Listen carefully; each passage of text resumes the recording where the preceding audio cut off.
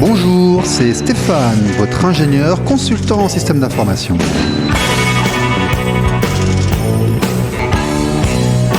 Bonjour, c'est RLP Business. Bonjour et bienvenue sur RLP Business pour un nouveau direct sur 102.3 depuis nos studios à Coulommiers-Chamiers. RLP Business, nous allons parler d'économie, d'entreprise. Aujourd'hui, nous allons parler de coaching, nous allons parler d'équitation, nous allons parler d'équi-coaching avec Claude Lheureux qui est avec nous aujourd'hui. Claude, bonjour, vous allez bien ? Bonjour, merci, oui, très bien. Alors, on en parle après les actualités de la semaine. Ne bougez pas, c'est juste après ça.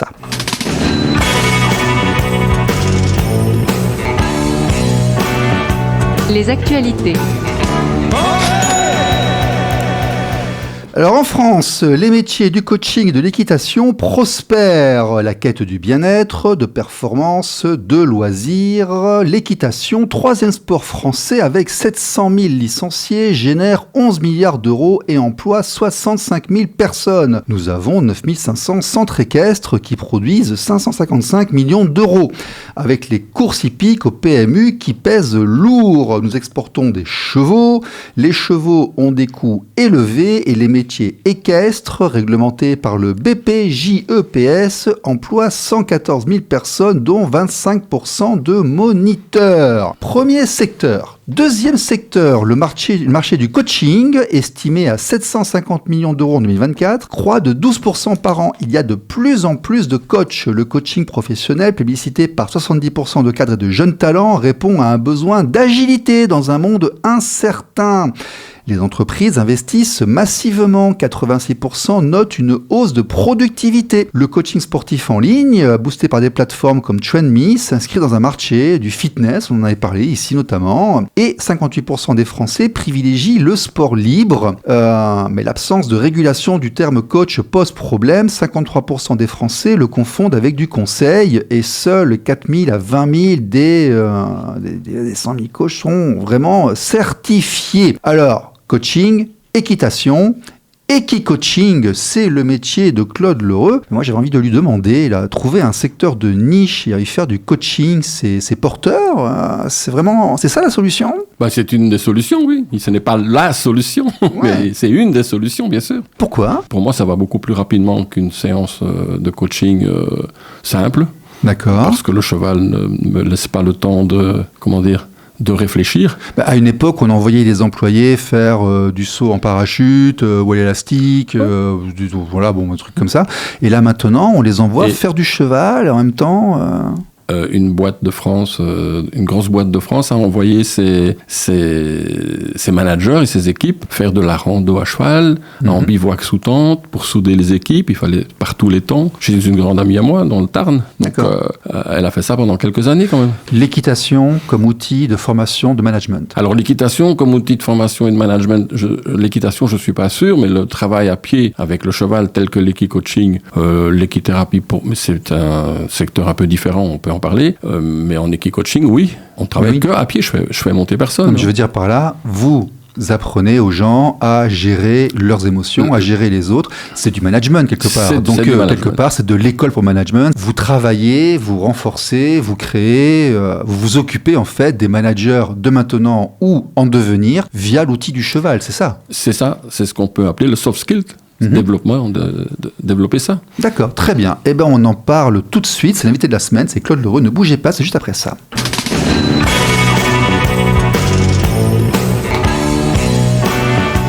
L'invité de la semaine. Claude Lheureux avec Stéphane sur RLP pour cette émission. Alors, Claude, vous êtes belge ? Oui, une fois. Oui, une fois, tout à fait. Moi, j'aime beaucoup la Belgique. J'ai beaucoup d'amis qui sont là-bas. Ce sont des gens qui sont très intègres et très fidèles. J'aime beaucoup. Et en plus, vous avez un parcours super intéressant parce que vous avez voyagé, vous avez entrepris dans plusieurs pays. Allez, expliquez-nous rapidement, là, qui est Claude Lheureux et comment devient-on Claude Lheureux aujourd'hui ? Alors, rapidement, Claude Lheureux, il a commencé à travailler à 14 ans. Il rêvait d'ouvrir un restaurant. Il a ouvert un restaurant à 21 ans. Il a très bien fait. Ensuite, il a... Ça s'est bien terminé ? Oui. D'accord. Après, il a ouvert conjointement une société d'import-export avec une compagne en textile pour la grande distribution. En Belgique aussi? En Belgique aussi, pendant près de 10 ans. D'accord. Après ça, il est parti vivre sur une île des Baléares. J'ai toujours voulu faire ça, moi. Voilà, pendant 10 ans. C'était pas votre île à vous, mais c'était une île. Non, c'était une île. C'était pas mon île. Ça ne m'appartient pas. D'accord. Malheureusement ou heureusement, j'en sais rien. Je sais pas. En tout cas, pas encore. En tout cas, voilà. Et c'était une belle expérience, 10 années où j'ai rencontré aussi... j'avais déjà rencontré en Belgique à l'époque la médecine chinoise et ainsi de suite. Et donc, c'est là que je commence un parcours en développement personnel pour moi et très intéressant. Dans la même occasion, dans le même temps, je veux dire, je pars 1 an en Bulgarie pour monter comme consultant pour monter une entreprise de transformation de viande de volaille dans l'agroalimentaire. Et puis j'ai été pourvu au Brésil aussi, voilà, parce qu'en Bulgarie il n'y avait pas de poules, il n'y a pas d'élevage. Vous avez fait des poules au Brésil? Non, au Brésil. Il y a les élevages et c'est un des plus grands, c'est le pays le plus grand exportateur de viande de volaille. C'est gigantesque, le Brésil, c'est quasiment un continent. Voilà. Donc vous vous fournissiez au Brésil? La société se fournissait au Brésil et ils exportaient ils importaient en Belgique. Et là, pour une question de délocalisation main-d'œuvre, ils avaient trouvé un atelier qu'il fallait tout monter en Bulgarie. Dans un des plus grands centres de froid de la Bulgarie à l'époque, ça a été construit par les Américains du temps des Russes. C'était à Plovdiv. D'accord. Voilà. Et c'est une base de froid qui fait faire à peu près 15 000 mètres carrés. On pouvait rentrer tout McCain d'un coup. Ah bon, on en met des poulets, là. Nous, on n'avait qu'un petit bout. Hein. D'accord, ok. Voilà, on n'avait qu'un tout petit bout. Voilà, j'ai tout monté. Après, il m'avait demandé de faire une étude de marché sur sur les éleveurs en Bulgarie. Il se fait qu'en Bulgarie, à l'époque, il n'y avait pas d'éleveurs de poules. D'accord. Donc, ils ont continué à faire venir les poules du Brésil. Et on décongelait, on cuisait, on désossait et on réemballait, on recongelait et ça repartait en Belgique pour d'autres transformations. Donc il reste pas grand-chose de la valeur du poulet après. Hein. Oui, beaucoup d'intermédiaires. Oui. Voilà. Donc là déjà, on est en quelle année grosso modo là? Là on est en 92 je crois à peu près. 80. Ok, donc là ce qui est intéressant de voir c'est que quand même vous créez une société en Belgique, vous créez une société en Bulgarie, vous créez une deuxième société en Belgique, vous avez déjà une vision sur l'international avec... déjà, vous étiez entrepreneur. Oui. Moi, j'ai toujours été entrepreneur. En fait, je suis un autodidacte et qui supporte pas la hiérarchie. Donc, c'est très difficile pour moi. Nous sommes une grande famille. Voilà. Donc, ça vous laisse quelques difficultés de temps en temps. Hein, absolument. Mais il faut assumer, c'est tout. Voilà, on apprend à tomber, à se relever, à se ramasser. Mes parents me disaient, tu veux pas de chef, tu fais ce qu'il faut. Tu fais ce qu'il faut. Voilà, c'est tout. Exactement. Voilà. Et donc, j'ai continué à faire ce qu'il fallait. J'ai travaillé un peu dans les spas, bien-être. Et puis, je suis rentré en Belgique. De la Belgique, je suis arrivé en France en 2009, je crois, 2008-2009. Aussi pour la restauration. Voilà, c'était pour relancer une grande brasserie sur Apt à Avignon. Et ensuite, j'ai rencontré mon école de coaching parce qu'en fait, ça faisait longtemps que j'avais envie de coacher des adolescents, des jeunes et ainsi de suite. Et avant ça, je vais vous faire un esprit d'escalier. Oui, excusez-moi. Non, vous avez raison. Vous êtes passé par le Moyen-Orient et l'Asie. Oui, mais là, j'ai rien monté du tout. Hein. C'était mais ça fait rien, parce que ça compte dans votre personnalité, je pense. Oui. Vous avez passé combien de temps, en fait, en Asie et au Moyen-Orient? Alors, c'était environ 1 mois tous les 6 mois. D'accord. Un peu moins, parfois. Parfois, c'était que des voyages de 8-10 jours. C'était du tourisme, vous n'avez pas été expatrié dans ces pays? Non, j'étais pas expatrié. C'était pas du tourisme non plus, c'était pour l'import-export. En textile, c'était professionnel en même temps. C'était professionnel. Donc vous êtes allé voir comment travaillaient les gens sur place. Oui. Mais il y a un enrichissement quand même là. Oui, c'est important de voir multiculturel. Alors, ce qu'il y avait, c'est que j'ai commencé avec le Maroc et que j'ai toujours été dans le métier du textile. Ce qui m'intéressait à moi, c'était de comprendre aussi, pas que d'aller présenter une collection à un acheteur. Ce qui était intéressant, c'était d'aller voir comment ça se passait depuis l'envoi du bouton jusqu'à la conception finale. Et puis, comment on allait tréler un conteneur, comment ça se passait, le dédouanement. La logistique. Voilà, toute la logistique. Ce qui était aussi intéressant, j'ai travaillé dans les ouvertures de lettres de crédit, comment fonctionne l'achat à l'époque, on achetait du dollar, parce que maintenant, après, on peut payer en euros, mais à l'époque, on achetait en dollars. Donc, on avait un financier qui gérait les flux du dollar pour la banque, et ainsi de suite. Donc, c'était assez complexe. Comme boulot. Et moi, ce qui m'a intéressé, c'était d'aller à tous les postes un peu voir ce qui se passait. Pas de rester bêtement dans la vente, parce que vous allez voir des acheteurs qui sont je vais dire un mot qui ne va pas leur plaire, mais qui sont au départ beaucoup des sélectionneurs et après qui présentent au magasin, puisque beaucoup de magasins sont des indépendants ou pas nécessairement affiliés, sauf les magasins spécialisés comme on connaît en textile. Donc, ce qui m'intéressait, c'était ça, c'était qu'on ne puisse pas me raconter des histoires venant de la... Bien sûr. Voilà. Je peux citer un exemple. J'ai eu le directeur d'une très grosse boîte dans le Nord, directeur textile, qui m'a appelé à la première guerre du Golfe pour me dire il est exclu que vous vous serviez d'excuses du blocage du canal de Panama. Les bateaux faisaient le tour à l'époque, comme d'un retard.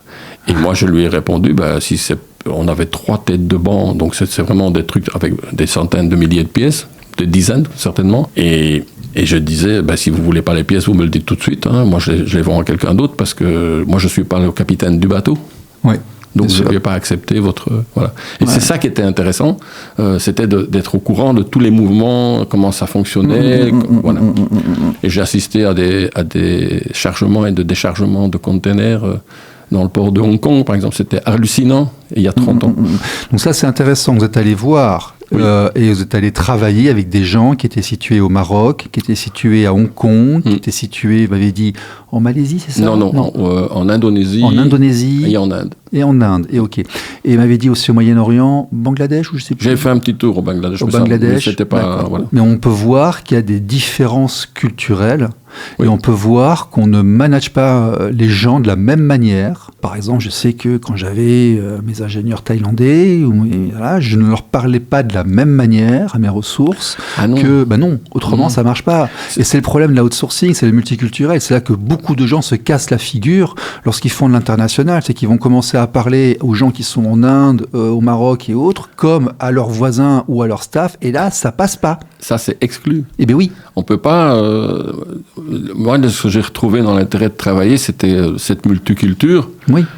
C'est pour ça que je ne suis jamais resté en Belgique, parce que je trouvais ça trop étroit, en final. Oui, mais il faut savoir voir le monde, oui, bien sûr. Et que je crois que les jeunes d'aujourd'hui doivent s'ouvrir vraiment au monde pour comprendre. Les voyages forment la jeunesse. Voilà. Et c'est vrai, c'est un vrai dicton, et c'est un dicton qui s'applique. Voilà. Et donc, mais ce qui était intéressant là-dedans, c'est justement de s'adresser aux gens avec leur système à eux, leur vie à eux, c'était de rentrer dans la population. Bien sûr. J'ai un ami qui m'a dit un jour, j'étais déjà là-dedans, je crois, je travaillais déjà. Oui. Il m'a dit, Claude, je comprends, je trouve que tu as une qualité énorme. Moi, j'ai trouvé ça étonnant. Ce qu'il m'a dit, c'est que tu peux parler à un ouvrier en salopette et à un premier ministre avec un col et une cravate. La manière dont tu vas changer, c'est hallucinant. Oui. Il l'avait vu faire avec la flexibilité. La flexibilité, et puis la gentillesse aussi pour obtenir des choses, parce qu'on n'obtient pas avec des bonbons et un bâton, hein, on obtient avec... Mais en comprenant très souvent, en essayant de comprendre la position et apprendre quelques mots, ne fût-ce que quelques mots, même si on ne comprend pas tout faire un pas vers l'autre, bien sûr. Voilà. Apprendre le merci en chinois, apprendre le bonjour en arabe. Enfin, à l'époque, c'était l'Afrique du Nord, c'était le Maroc-Tunisie. Et puis, ce sont deux mentalités différentes, le Maroc et la Tunisie. Et c'était vraiment très intéressant de ça. Voilà. D'accord. Bon, donc là, c'est bon, on a posé le cadre de la personne. Et l'équitation. Vous avez fait du cheval, vous aimez les chevaux? Alors non, moi j'ai fait une réparation. Moi. J'avais un grand-père qui était boucher chevalin avant la guerre. Mon Dieu. Et qui était dans les courses après-guerre. D'accord. Et qui était un sosie de Jean Gabin. Ah. Voilà, il avait les mêmes costumes pieds de poule, la même casquette. Bien, là. Voilà. Je sais pas, c'est pas ce qu'on a dit dans la famille. Voilà. Après, c'est sa vie. Oui, bon, d'accord. Et donc, et il faut savoir que quand j'ai commencé avec les chevaux, au début, quand j'ai rencontré le cheval pour la première fois, j'avais à peu près 37-38 ans et j'étais allergique. Je faisais des allergies de peau. Oh. Et ce sont les chevaux qui m'ont guéri, en fait. Ah ouais. À vouloir travailler avec eux, je me suis désensibilisé à leur contact. D'accord. Petit à petit, j'ai travaillé sur la désensibilisation. J'étais aussi très accro aux produits laitiers, donc je me suis désensibilisé un peu aux produits laitiers. Voilà, et ça a bien fonctionné. Et aujourd'hui, j'ai un petit peu de difficulté au moment des changements de saison, mais sinon c'est tout. C'est terminé. Et qu'est-ce qui vous a donné l'idée d'aller faire de l'équi-coaching? Alors, d'abord, je me suis formé au coaching simple et pur, d'accord. le vrai coaching dans une école de coaching à Roussillon qui est... On a vu, il y a du contenu. Voilà. Après, il faut transmettre. Voilà, et à exactement. transmettre est aussi un métier. Donc, coacher, ça veut dire diriger. Vous étiez déjà manager. Vous aviez déjà une vision du monde multiculturaliste, on va dire. Après, vous avez appris à transmettre et à diriger en one-to-one, en fait. C'est ça. C'est ça. D'accord. D'abord, j'ai voulu me former parce que mon idée, c'était d'aller plus vers l'adolescent, la jeunesse. D'accord. Et donc, je me suis formé au coaching à Roussillon, dans le sud-est, D'accord. avec une école de coaching qui s'appelle, voilà, le nom m'échappe, mais le coach, c'est Gilles Guillon. Et j'ai travaillé avec lui, puis je me suis formé aussi, j'ai un master en PNL. Et en même temps, après la formation, il y avait quelque chose qui me... Richard Bandler, John Grinder, Oui, PNL, voilà, le PNL. mouvement des yeux. Exactement. Et puis la CNV, Marshall, Rosenberg, avec la communication non violente, très intéressant également. Ensuite, j'ai fait une formation je viens de terminer il n'y a pas longtemps une formation en constellation familiale, parce que je fais des constellations familiales avec les chevaux également. Sophie Doxa, un petit peu là Non, moi j'ai travaillé avec Emmanuel Marnet, d'accord, qui est une élève à Éric Laudière, qui était dans le sud-est, qui est dans le sud-est aussi, et à Jodorowsky. D'accord, ok. Et donc, l'équi-coaching. Et donc l'équi-coaching. Pourquoi l'équi-coaching ? Eh bien parce que je ne me voyais pas travailler dans une salle et expliquer des outils ou avec un tableau blanc, un marqueur. Paperboard, un marqueur, comment on allait faire, comment vous alliez changer, vous, manager ou dans le team, comment vous alliez vous lier ensemble. Il fallait pour moi quelque chose d'autre. Un support. Un support. Et j'ai retrouvé le cheval un jour dans le sud-est. J'ai un ami qui m'a invité chez des amis. Voilà. Là, je rencontre un Espagnol qui importe des chevaux. On discute, on papote en espagnol puisque je parle espagnol. Et puis le lendemain, je suis à cheval. D'accord. Avec un de ses chevaux, une de ses juments, tranquille, on fait une balade. D'accord. Et en descendant de balade, j'ai créé la première entreprise que j'ai créée, qui était Eki-Life Coaching. D'accord. Life Coaching, pourquoi ? Parce que le coaching de vie, ça vient des Américains, qui ont transformé, qui sont arrivés au coaching de vie. C'est très anglo-saxon, le coaching. Oui. Ouais, c'est partie des bonnes choses qu'ils nous donnent, on va dire. Ouais. C'est parti du mode du coach, dans le temps, quand on avait les voitures tirées par les chevaux, les calèches et ainsi de suite, c'était un coach qui était au-dessus. En anglais, c'est coach. D'accord. Et ça vient de là.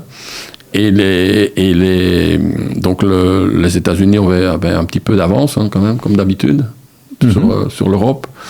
Et donc, je me suis intéressé à tout ce qui se passait par là. Et je me suis formé petit à petit. D'accord. Je me suis formé, j'ai fait un module dans Epona Quest de Linda Kwanoff. Elle a une formation qui permet de vendre sa formule à elle, mais ça coûte assez cher et il faut être enseignant de la méthode. Je n'avais pas envie de devenir enseignant de la méthode parce que, comme je vous l'ai dit, je suis un autodidacte. Vous ne vouliez pas rentrer dans la franchise Non, moi je voulais plutôt. Je suis un curieux, donc j'ai fait plusieurs centres, j'ai rencontré plusieurs personnes sur mon chemin qui sont arrivées comme ça. J'ai rencontré des dresseurs de chevaux, j'ai rencontré les frères Pignon. D'ailleurs, Jean-François Pignon vient ici à Bergerac le 1er et le 2 juillet. D'accord. Intéressant à rencontrer. J'ai rencontré son frère, Frédéric. J'ai rencontré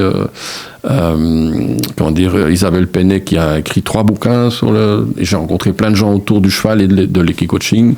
J'ai rencontré Claire Morin qui est une grande médiation, qui fait de l'équi-coaching, la médiation animale, et qui était une cavalière avant de très haut niveau aussi, et qui a travaillé ici, d'ailleurs en Dordogne, à un moment donné, dans son métier de cavalière, d'enseignante.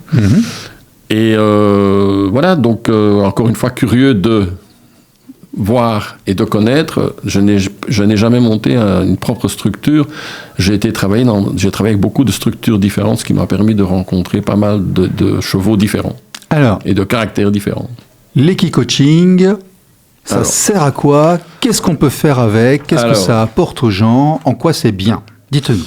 Alors, c'est une pratique d'accompagnement assistée par le cheval, d'accord, qui permet, disons, un développement du potentiel individuel ou collectif.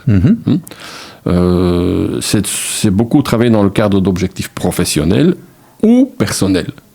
Un exemple, après le Covid, il y a eu beaucoup d'infirmières qui ont changé qui ont décidé d'arrêter le métier, Oui. qui ne savaient pas trop ce qu'elles allaient faire. On en a viré beaucoup aussi. On en a viré.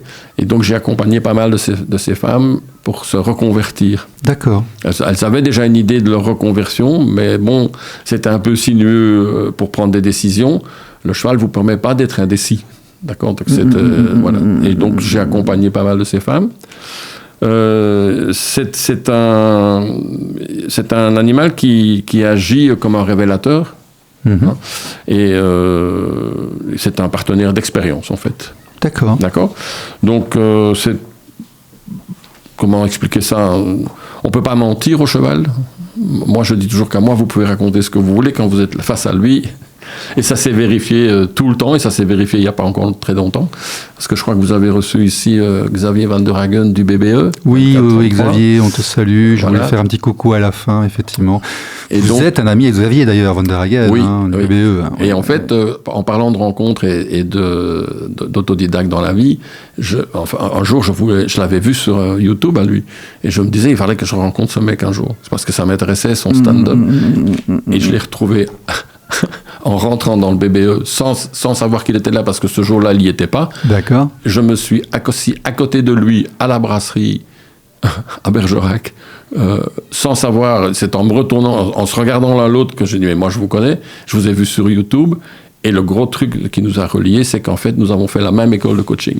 Ah, d'accord. Oh, c'est un bon point de départ. Oui, voilà. C'est un bon point de départ. Pour revenir donc à ce qu'on parlait en liquid coaching, comment devenir, il y a des conditions d'accès et tout ça aujourd'hui, mais qu'est-ce que ça apporte? Très clairement, qu'est-ce que ça apporte? Pourquoi est-ce que moi, par exemple, votre offre, elle se propose, qui vient vous voir? Ce sont des particuliers, ce sont des professionnels, c'est pour qui? Ça peut être un particulier, ça peut être un professionnel, ça peut être un professionnel et son team, ça peut être un adolescent. D'accord.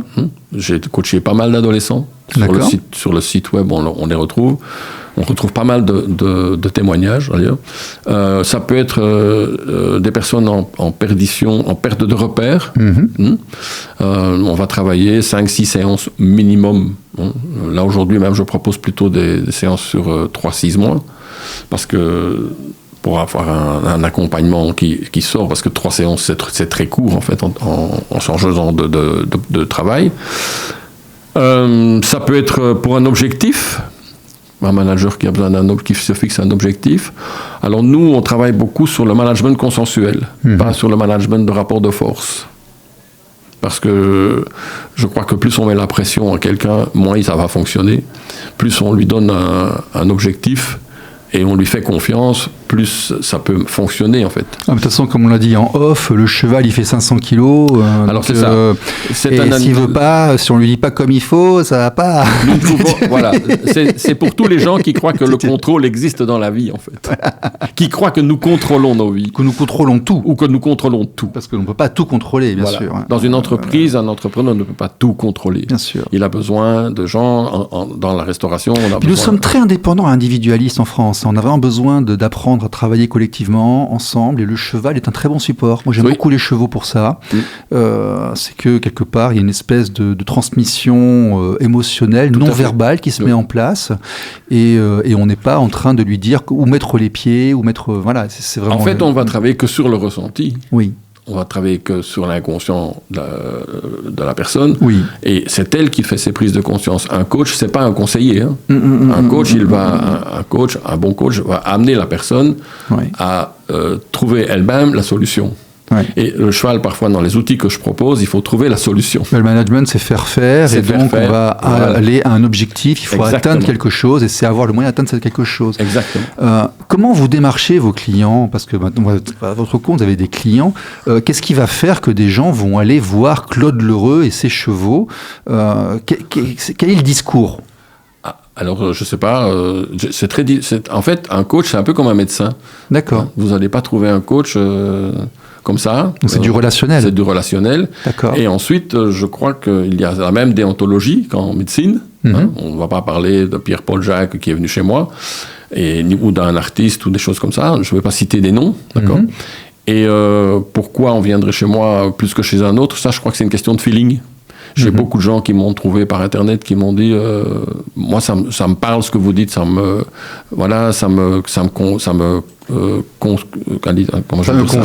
convient, ça me rassure, la façon dont vous en parlez, la façon dont vous proposez.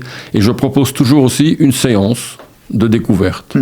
Alors je vois un magnifique site qui est très bien fait, qui est très joli, qui s'appelle claudelereux.com. Donc Claude, C-L-A-U-D-E L-H-E-U-R-E-U-X.com. Avec un nom comme ça pouvait que bien se passer. C'est quand même extraordinaire. Et on voit formation Equi-Coaching, présentation, stage, communication intuitive. Les chevaux au son des accords Toltec. Alors ceux qui connaissent les accords Toltec vont comprendre de quoi il s'agit. Je pense que vous faites les choses en harmonie avec la nature. Alors ça, c'est un stage qui n'existe plus, mais je l'ai laissé sur le site parce que c'était vraiment très parlant de voir que les accords Toltec peuvent rentrer au sein des écuries, au sein des choses comme ça, des gens, la manière dont ils se parlent, comment ils prennent les choses et ainsi de suite, quoi. Alors, le cheval, un excellent médiateur, le rôle de l'Equi-Coach, Equi-Coaching et vie professionnelle. Objectif de la formation, développer votre capacité d'observation, identifier la place de chacun dans le groupe, identifier le ou les leaders, distinguer domination et leadership. Très important ça, on confond très souvent les deux. Développer votre agilité émotionnelle, mais en fait, c'est du management tout ça, là. C'est que du management, quelque part. C'est apprendre à savoir se positionner dans la vie, savoir dire oui, savoir dire non. C'est de la gestion de groupe. Moi, je retrouve dans votre descriptif ou descriptif ce que je retrouve dans les livres pour managers, pour gestion de groupe, ce genre de choses. Mais il y a des livres qui ont été écrits sur l'Equi-Coaching et le management. D'accord. Tout à fait. Ok. Et alors, ça se passe où ? Alors, ça peut se passer dans une écurie lambda. Moi, je travaille dans 2 ou 3 écuries différentes ici. D'accord. Là où on me laisse la place. En tout cas, c'est en Dordogne. C'est en Dordogne. Il faut vous le dire un peu à l'avance. Voilà. Vous faites vos réservations à tel ou tel endroit. Vous avez vos endroits où vous pouvez exercer. J'ai un endroit personnel aussi, actuellement, sur Saint-Michel de Villadex. Voilà. Et puis, je peux travailler dans toute la France aussi. S'il faut se déplacer, je me déplace. Il suffit qu'il y ait un cheval ou des chevaux sur place. Et en fait, le cheval n'est pas la finalité, c'est un moyen de transmettre l'enseignement. Le cheval, c'est vraiment, je crois, lui l'enseignant. Je ne suis que l'humble traducteur. Bon. Je mets des mots sur l'invisible. Claude Lereux, Equi-Coaching, dites-moi, qu'est-ce qui vous attend ? Quel est le futur de cette activité ? Vous allez vous développer, faire une franchise, une marque, un bouquin ? Non. Je prépare une conférence pour la fin de l'année. Avec Xavier, ça, avec Xavier, un one-man show. Un one-man show.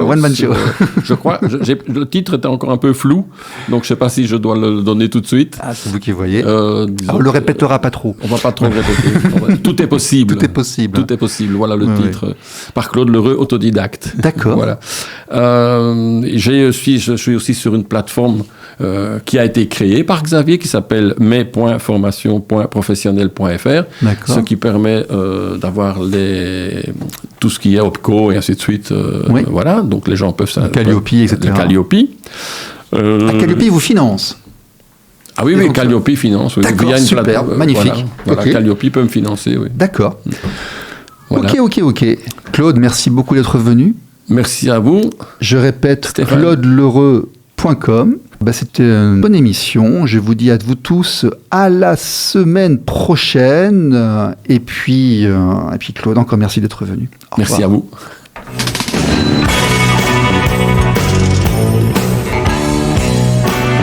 RLP Business. RLP.